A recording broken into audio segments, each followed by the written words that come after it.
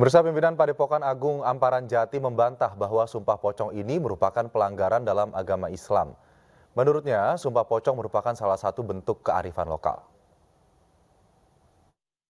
Adalah kearifan lokal yang sudah biasa kalau menemui jalan buntu di kampung-kampung ini ya dengan sebuah pocong. Makanya masyarakat juga sangat antusias sekali untuk menyaksikan semua pocong tersebut. Lain dengan halnya istilahnya sebuah jabatan atau istilahnya apapun yang di pengadilan kan nggak ada yang lihat. Tapi kalau sebuah pocong begini, masyarakat itu sangat antusias. Antusias? Iya. Untuk melihat prosesi daripada sebuah pocong ini. Ya. Dampaknya sebetulnya saya ingin tanyakan. Dampaknya ini dampak negatif terutama. Ini akan sesegera mungkin itu. Sesegera mungkin kepada siapa yang berbohong dalam sumpah ini. Akan tetapi ada pun waktu apanya itu urusan daripada Allah. Pesan moral daripada saya tentang soal pocong ini, soal sumpah pocong ini, saya rasa barangkali yang namanya soal sumpah pocong ini kan tidak bisa dimain-main. Tidak bisa dimain-main. Karena apa? Sumpahnya biasa, sumpah pocong biasa, tapi efek atau tulahnya yang sangat luar biasa sekali. Jadi kalau kata saya, jangan main-main lah dengan sumpah pocong ini. Kita menangkap ada keriuhan. Semoga ini tidak berarti apa-apa. Mungkin ada kehadiran seseorang. Ya, silakan dilanjutkan. Jadi begitu.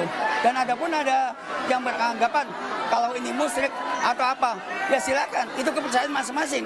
Dan kita pun nanti yang akan kita baca, nanti kalau prosesi akan kita iringi dengan bacaan Al-Ikhlas atau surat Al-Ikhlas atau Qul Huwallahu Ahad itu. Jadi musyriknya dari mana?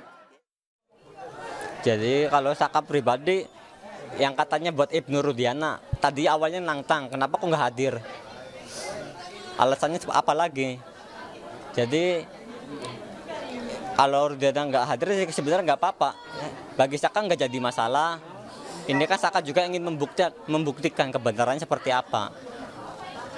Ini luar biasa. Pengacara Anda menangis sebelah kanan Anda, sebelah kiri Anda. Adikmu, kakakmu juga menangis di sini, abangmu juga.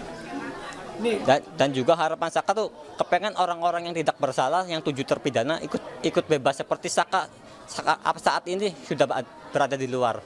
Saka cerita kepada saya tadi sebelum ke sini. Saka yakin bahwa mereka juga siap disumpah pocong untuk membuktikan kepada publik, setidaknya pada keyakinan mereka sendiri dan publik, bahwa mereka tidak seperti yang dituduhkan. Pasti siap. Yakin mereka siap? Pasti siap.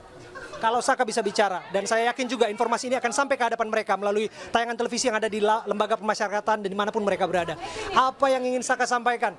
Ini saat ini kamera sedang menyorotnya secara live dan ada juga yang direkam dan lain sebagainya, tapi saya yakin pesan ini akan disampaikan. Apa yang mau disampaikan kepada 7 terpidana yang meringkuk saat ini? Jadi buat teman-teman Saka yang masih ada di penjara, di Lapas Bandung, kalau ada kesempatan gunakanlah sebaik-baiknya.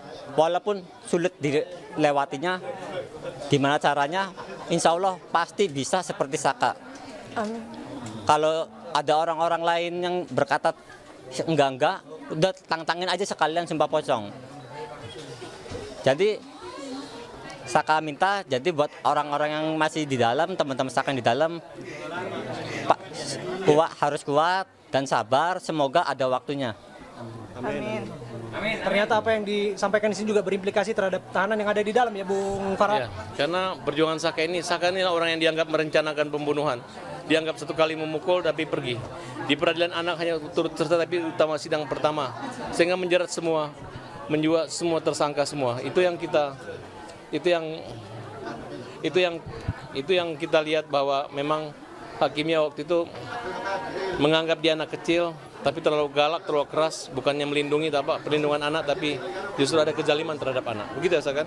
Iya. Ya, saya tambahkan ya, mungkin dianggap oleh masyarakat, terutama saya Herudin, pengacara Saka Tatal, dianggap oleh masyarakat bahwa sumpah pocong hanya sekedar budaya saja dan tidak bernilai secara hukum. Di sini sangat menarik. Perlu diingat dalam konteks Islam ada namanya sumpah mubahala. Di pengadilan juga ada sumpah. Akan tetapi dalam konteks hukum, sumpah ini masuk dalam kategori living law, hukum yang hidup di masyarakat. Jadi ketika ada yang menjelaskan bahwa ini bukan konteks hukum, bukan hukum positif, saya anggap itu keliru. Karena ini berhubungan dengan hukum yang hidup dalam masyarakat.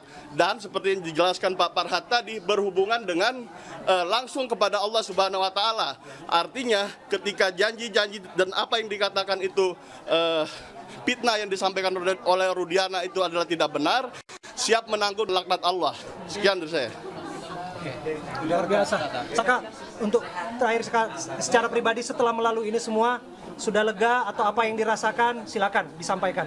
Ya alhamdulillah, yang saat ini juga Saka udah lega sekali. Juga ada saksi-saksi baru juga yang baru kelihatan juga. Jadi ada titik terang lagi buat 7 terpidana. Tapi siap menanggung resiko dari Sumpah Pocong. Saka kalau dari Sumpah Pocong siap menanggung resiko. Resiko kayak gimana juga Saka selalu siap. Karena kamu jujur ya. Karena Saka ini tidak pernah melakukan apa yang dituduhkan.